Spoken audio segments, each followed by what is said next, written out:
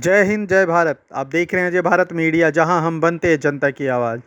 गुरुग्राम में एक बहुत ही दुखद घटना घटी है। दरअसल एक 8 वर्षीय बच्चे को गुस्से में आकर के उसकी मां के द्वारा, जैसे कि आप देख सकते हैं, यह मां उनकी इस समय पछतावा के अलावा इसके चेहरे पर और कुछ दिखाई नहीं दे रहा, क्योंकि वो स्तब्ध है।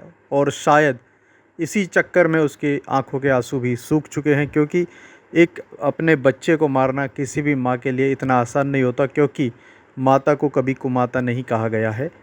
आपको बताना चाहेंगे कि वजह क्या रही, यह तो सब आप देख सकते हैं इस खबर के माध्यम से। लेकिन मैं अगर अपनी तरफ से बताऊं, तो मुझे नहीं लगता कि कोई माता अपने पुत्र को मारना चाहेगी। हो सकता है कि गलती से कुछ इस तरह से मारने की कोशिश नहीं की हो, लेकिन फिर भी उसकी मृत्यु हुई है। एक पुत्र की हत्या उसकी माँ के हाथों हुई है। यह खबर बहुत ही दुखदायक है। शायद गुस्से में आकर के एक माँ ने ऐसा कदम उठाया है, और ये गुस्सा आजकल ना जाने क्यों लोगों में इतना आ रहा है कि वो बात बात पर किसी न किसी की हत्या करने से भी पीछे नहीं रहते। क्षणिक गुस्सा पूरी ज़िंदगी अपनी और सामने वाले की, दोनों की तबाह कर देता है। मेरी आप सबसे हाथ जोड़कर प्रार्थना है कि आप सभी अपने गुस्से पर कंट्रोल करें, चाहे अपने डॉक्टर से मिलें या फिर योगा करें, लेकिन गुस्से पर कंट्रोल करें। धन्यवाद। जय हिंद जय भारत। देखिए, एक गुड़गांव के अंदर एक बहुत ही दुखद घटनाक्रम हुआ है, जिसमें एक माँ ने ही अपने बेटे का गला घोंटकर उसकी हत्या कर दी है। घटनाक्रम का विस्तृत विवरण इस प्रकार से है कि 13 मई की ये घटनाक्रम है, दोपहर को लगभग 2 बजे के आसपास। जो पूनम है आरोपी, जो आरोपिता है, और इसने इसका बेटा है वो 8 वर्ष का था, जिसका नाम कार्तिक था। वह स्कूल से लगभग 1 डेढ़ बजे के आसपास अपने घर वापस आया है। सिरहोल गांव सेक्टर 17-18 पुलिस स्टेशन के अंतर्गत ये एरिया आता है, वहाँ ये रहते थे। और जो पूनम के हस्बैंड है अरविंद कुमार, वो मेहनत मजदूरी करते हैं। और उस दौरान जो पूनम है शॉर्ट टेम्पर्ड सिचुएशंस में रहती है, काफ़ी अपने बच्चे के साथ मारपिटाई करती रहती थी। उस दौरान जब ये स्कूल से वापस आया तो कुछ किताबें उस बच्चे ने खो दी थी। और जो उसके कपड़े थे वो काफ़ी गंदे हो रखे थे। कुछ पुट्टी वगैरह, बिरला पुट्टी जैसे होती है, पुट्टी वगैरह लगी हुई थी उस पे। उस एवज़ में अपने बच्चे को उसने डाँटा और उसके कपड़े निकाल के उसको बाहर भी खड़ा कर दिया, घर के बाहर।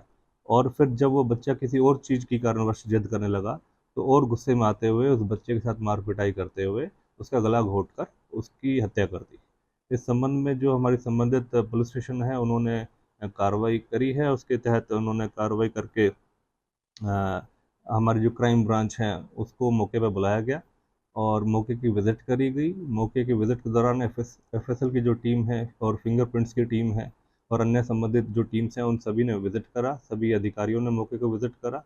और फिर जब शक के आधार पर जब हमने पूनम से पूछताछ करी, जो हमारे इंचार्ज क्राइम सेक्टर 17 हैं, इंस्पेक्टर अनिल, उनकी टीम द्वारा जब इनसे शक के आधार पर पूछताछ करी, तो ये बातें सामने आई कि गुस्से को देखते हुए, अपने बच्चे के साथ लड़ाई झगड़ा और उसकी ज़िद को देखते हुए एक माँ ने, जो पूनम है, उसने अपने ही बेटे की हत्या कर दी है।